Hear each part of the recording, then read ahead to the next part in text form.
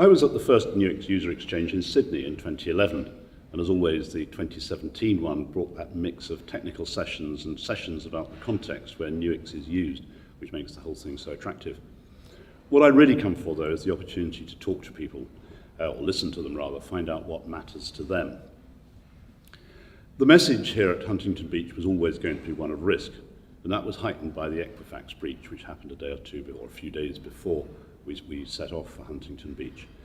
Stephen Stewart, in his opening speech, described that as a breach which affects millions of mainly young people and may affect them for the rest of their lives.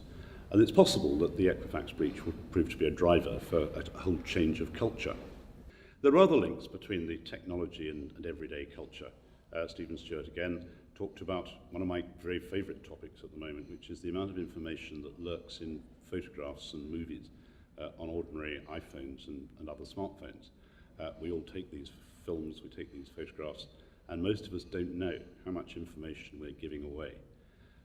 Storing masses of stuff, which, if the lawyers only thought to ask for it, would give them a lot of evidence. Craig Ball has said, and he's absolutely right, there's never been a better time for lawyers to find hard objective evidence in information that we're just carrying around in our pockets. I did two panels here at the User Exchange. The first one was on the GDPR, the General Data Protection Regulation, and I took the opportunity to try and correct a few myths. All one ever hears when the subject comes up is fines.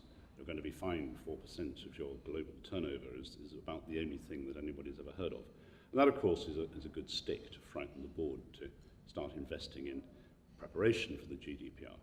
But there's other ways of encouraging companies to do the right thing.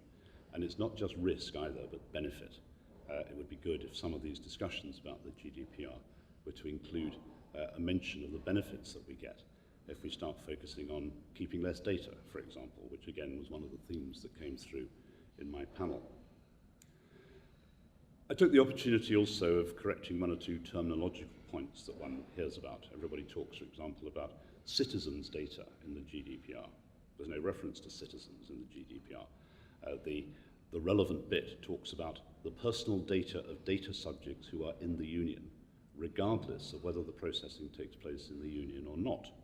So it doesn't matter what citizenship you are, it's whether you're in the union. And I had an example of that while I was here. I tried opening Skype, and Skype tried to collect data from me here in the US that it doesn't ask for in the EU. Why was that, I wonder? Something to do with the pending GDPR, I think, and the different treatment of the data that they can collect depending on where they collect it from.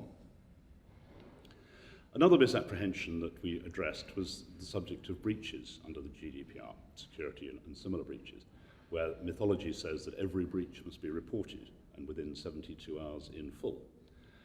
That's not so. There's defined circumstances where breaches must be reported, although it's good practice to do so even where it's not required. What the regulator wants, and the English regulator specifically has made this clear, is as quickly as possible, full details of the potential scope of the breach, the causes of the breach, and how you plan to mitigate the effects and address the problem. So it's not necessarily the case that you've got to produce a full schedule of everything that has happened within 72 hours. One of the things, though, that we covered in our panel was readiness exercises, if you like, wargaming the outcome. If there is a breach, what will you do? Who's going to be in charge? Who will you report to? All those issues are things well worth getting in order, as well as brushing up on the technology side. I also took part in a panel on the future of decision-making, where we covered, in a sort of free-form style, a wide range of topics from human decision-making, how do you get lawyers to make up their minds, through to artificial intelligence and its application to an enormous, increasingly enormous range of subjects. As these conferences go by, we forget how much ground has been covered since the last time. At home, our phones, our cars, all do amazing things which we very quickly take for granted. And it's the same with business technology. The big issues of past events become mainstream very quickly. If you think back 2 or 3 years ago, voice discovery was the big thing that bothered everybody. Now voice is just an addition to Nuix that gets used where it's needed, and we don't talk about it very much anymore. What will we be talking about at next year's user exchange? The details will change, but the conversations will be much the same, I think.